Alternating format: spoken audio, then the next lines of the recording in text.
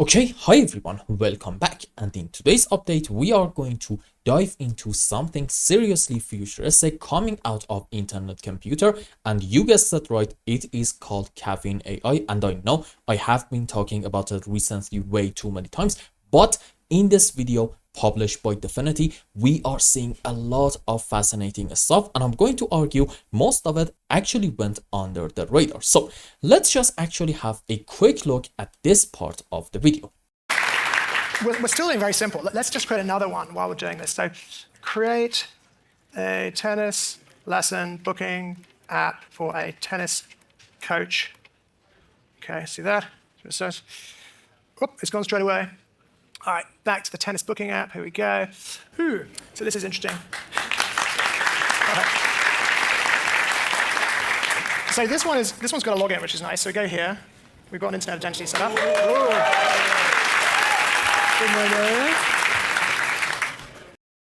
Okay, so in this part, when Dominic asked Caffeine AI to build a tennis booking app, there are a lot of very interesting points, and we are going to go through them one by one. So let's start. Point number one, did you see that Caffeine automatically actually added a login feature even though Dominic never directly told it to? Why? Because I'm guessing it actually understood that users would need a way to identify themselves to look at a time slot, and that means Caffeine didn't just follow instructions. No, it actually thought ahead.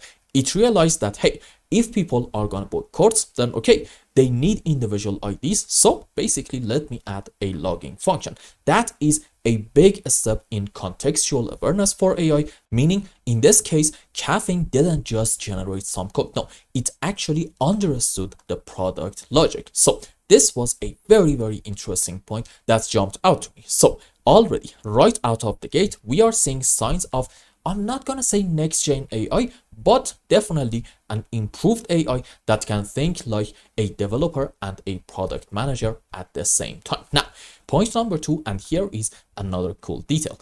Are you noticing how the background of the app is kind of turning out to be, I'm not sure, let's say like a light green shade? Nobody asked Caffeine to do that. It just decided that, hey, we are making a tennis app and maybe tennis equals green courts. So let's just give the app a green theme. It is a very small thing, I completely understand, but this shows again, Caffeine AI is making aesthetic decisions based on context and it's not simply just writing code blindly. Now, here's the thing. If you are a developer watching this, you are probably thinking, well, okay, these are all cool, but building a tennis booking app isn't really exactly rocket science. And you would be absolutely right.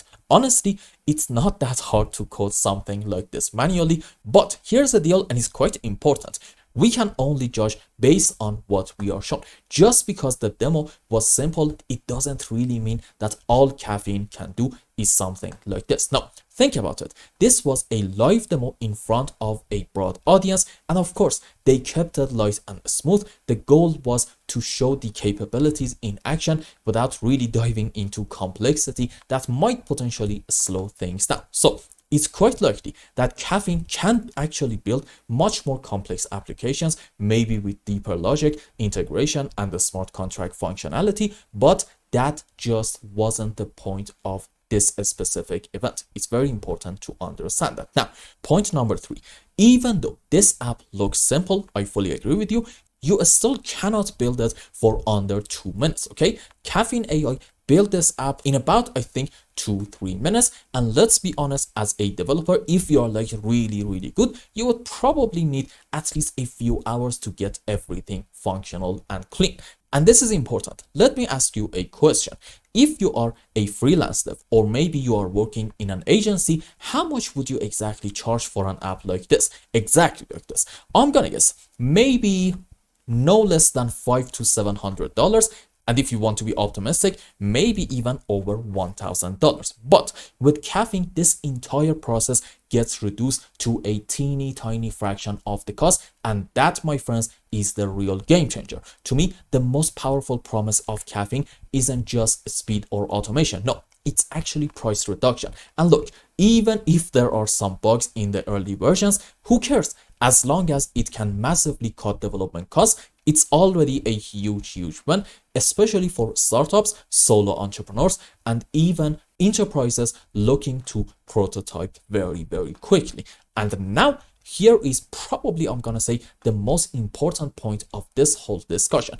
You don't really need to build a super complex app to make money or to build something very successful. No, what you really need is a great idea, which can be sometimes extremely simple, but at the same time very much relevant to what people actually need, and that is the key. Let me tell you a very quick story, and this actually happened to me way back when Android phones were still kind of new. A friend of mine noticed something very interesting.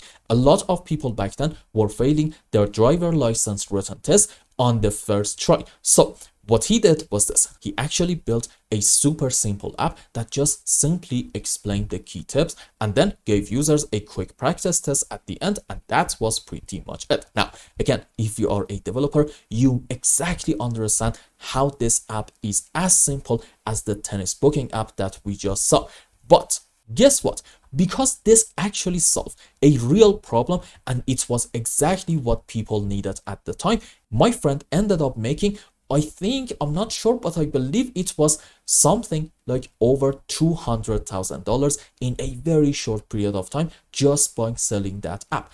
And hey, if you're thinking, come on now, these types of ideas do not really work anymore, okay, I honestly think you are way off, because let's look at a simple money-making idea right here, right now. Here's a question: what does Substack or maybe Patreon really do? Nothing crazy, right? They just let fans support content creators, and content creators on the other hand can make some videos, or maybe in case of the Substack, publish a newsletter, and I'm gonna say that is pretty much it. And here is the kicker: these platforms actually take about 15% of the money and the creator gets about 85%. So let me ask you this: what is going to stop someone like you and me from building a similar website, same concept, same functionality, using Caffeine AI and keeping about, I'm gonna say, 99% of the earnings? You guessed that right, the answer is nothing.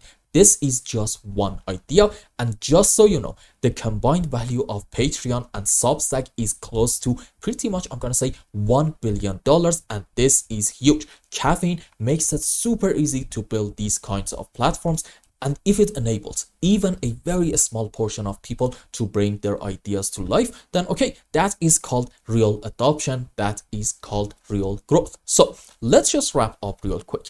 If everything goes according to the plan, and again, this is a big if Caffeine AI officially launches and delivers even half of what we have seen in the demo, then we are probably looking at massive amount of adoption. Think about it: an AI that builds real apps in minutes, cuts down development costs to, I'm gonna say, pretty much zero, and opens the door for anyone with a smart idea to launch a business. That is not just hype, that's called use case, it is utility, it is what drives real demand. And here is the exciting part for us: with everything lining up, from the tech to the demo to the growing attention around AI, ICP might just be one of the biggest winners in this alt season that we are going to have, and I am kind of convinced that we are going to have it. And of course, I understand nothing is guaranteed in the crypto market, but with Caffeine, we are not just talking about potential, we are watching it come to life. So overall, I'm gonna say, yeah,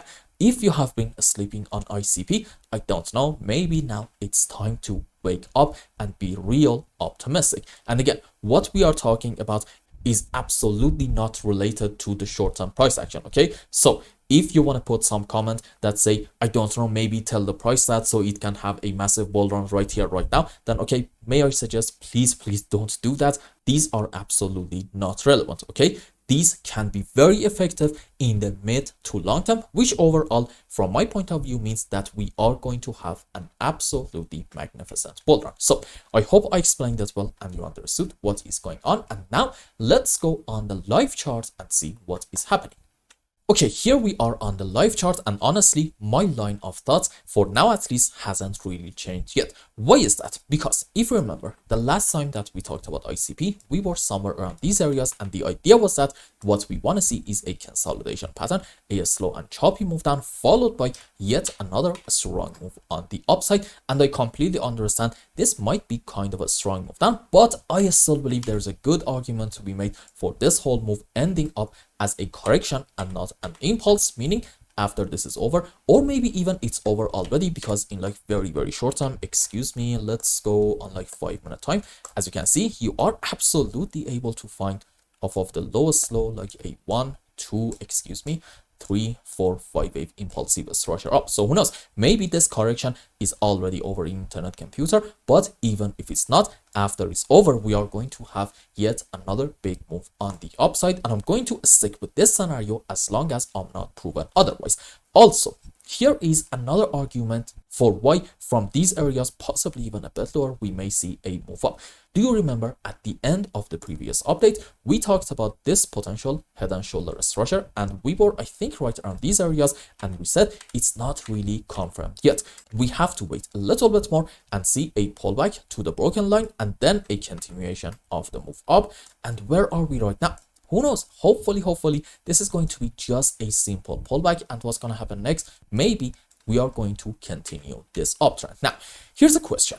Every single analyst should be able to come up with a bullish and also a bearish possibility at the same time, and we should have for each and every single scenario an invalidation point. So for our bullish case, what is going to be the invalidation point? You see, there are two things. Number one, invalidation point. Number two, kind of an early bearish signal. What is going to be an early bearish signal? I'm going to say having a move down from here or possibly a bit higher, generally before we take this important high, in order to actually take this low down here about, let's say, $4.8, and even this one down here about $4.7. Why is that? Because at that point, finding a 5 wave in here is going to be a bit of a challenge, and maybe we are having overall in this area a correction structure and not an impulse. And here is how I can argue that. Let's go on a less busy chart, maybe from coin. So if we do go down and we take all the lows in here, at that point, I believe this can be an A, B, C zigzag, and we talked about the subject before. This is a 5 wave up. This is definitely yet another impulse up. Then, okay, this can be yet another A, B, C zigzag, and on a higher degree, what do you have? Pretty much a clear-cut, simple, beautiful WXY in form of a double zigzag.